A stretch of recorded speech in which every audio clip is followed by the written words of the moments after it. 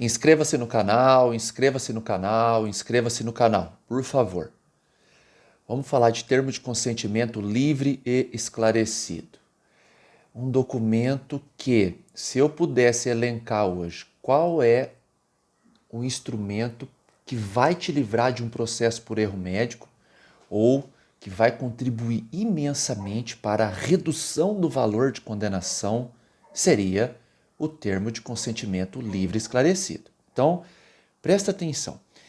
Esse é um documento que ele sempre foi extremamente importante, mas com a LGPD, a gente tem vídeo aqui no canal de LGPD, ele passa a ser obrigatório a partir do momento que o consentimento passa a ser algo primordial na relação médico-paciente. Esse é um documento que ele é multidisciplinar, transdisciplinar, heterodisciplinar. Você consegue trabalhar com ele de uma visão bioética, civil, de compliance, de consentimento informado de fato, que também fica no campo da ética e do civil, proteção de dados e cumprindo o direito básico de informação, tanto titularizado pelo Código de Defesa do Consumidor quanto pela LGPD. Então, o que você precisa fazer e ter em mente ao constituir o seu termo de consentimento? Primeira coisa, não existe termo de consentimento padrão.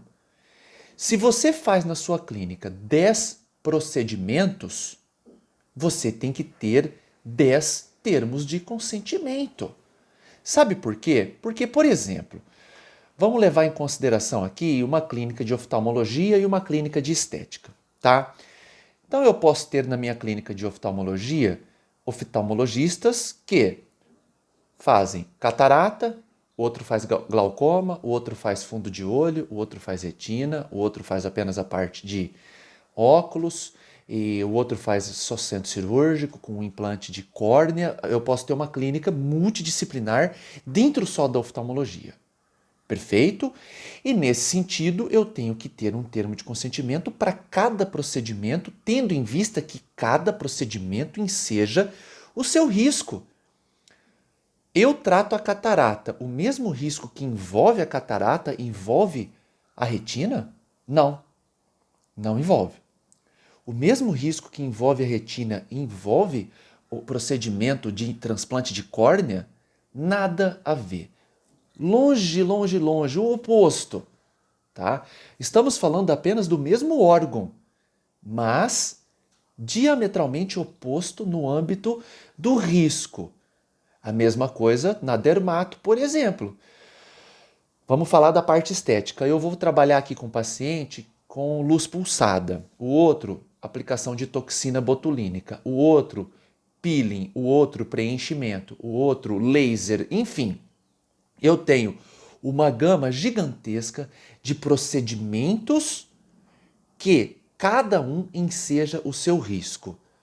Ô Maile, onde eu me apoio para fazer os meus riscos? Eu me apoio nos atuais guidelines dessa especificidade, onde você vai preconizar os riscos.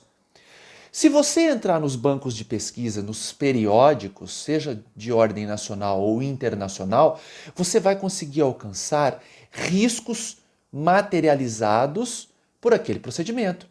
Quais os riscos enseja o Botox? Quais os riscos enseja o transplante de córnea? O paciente tem que ter total ciência do risco a que está sendo submetido em decorrência do procedimento. Tá?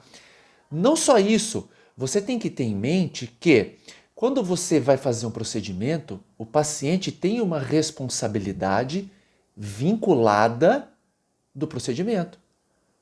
Um exemplo clássico, algum procedimento que envolva ali a parte de coxas, glúteos ou linha de abdômen. Esse paciente ele não pode fazer o procedimento e viajar de São Paulo para Manaus sentado. Então ele tem que assumir essa responsabilidade no termo de consentimento. Entendeu? Será que depois desse procedimento o paciente pode ficar no sol? Um determinado procedimento? Ou por exemplo, no transplante capilar, ele tem que fazer o que no pós? Existe terapia medicamentosa? O que é o pós-operatório disso? Então, tudo tem que estar elencado para que você atenue o seu risco e o paciente assuma a responsabilidade peculiar ao procedimento. E, por exemplo, o paciente assina o termo de consentimento e você ou a sua secretária percebe no Instagram ou no Facebook do paciente que ele foi para a praia, ele fez o procedimento na sexta, ele estava na praia no sábado tomando sol. E aí nós temos um procedimento, é um processo, melhor dizendo, inflamatório ou alguma complicação, efeito adverso ou colateral, e ele entra com o processo. Você pega essas fotos, coloca no processo, provando que é culpa exclusiva da vítima e vai tutelando o processo a seu favor. Você entendeu? Então você tem que trabalhar ali. Civil, o que o paciente tem que tomar cuidado? Direito do consumidor, bioética, ética médica, responsabilidade exclusiva do paciente, proteção de dados, o termo de consentimento. Se o teu termo de consentimento tem duas páginas, ele não presta, eu nem preciso ler. Não presta. Outra coisa, se o seu termo de consentimento é aquele fornecido pelas sociedades de classe, né? Com todo respeito, não é uma crítica direta, mas não é o papel dela, ela não tem essa responsabilidade direta. Por exemplo, a Sociedade Brasileira de Pediatria. Não conheço o termo deles, eu estou dando um exemplo, é totalmente fictício e hipotético, tá?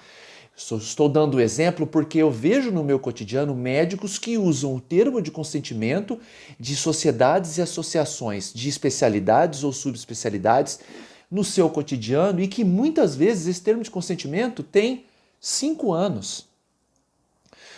O que foi alterado em termos de estudos, estamos falando de ciência, nos últimos 5 anos, do procedimento que você faz? Tudo! Tudo. Vocês concordam que a medicina de 5 anos atrás não tem nada a ver com hoje? Então, você tem que atualizar de acordo com os guidelines atuais. Você vai ter que perder um tempo por ano, no mínimo, para deixar os riscos e as possibilidades de efeitos colaterais e eventos adversos vinculados no seu termo. Essas sociedades de classe desempenham um papel muito importante na representação da especialidade ou subespecialidade, mas elas não têm a responsabilidade de tutelar a sua ação nesse aspecto. Essa responsabilidade é tua e você vai ter que contratar um advogado que entenda disso para que ele consiga fazer o seu termo atendendo uma demanda específica da sua atividade.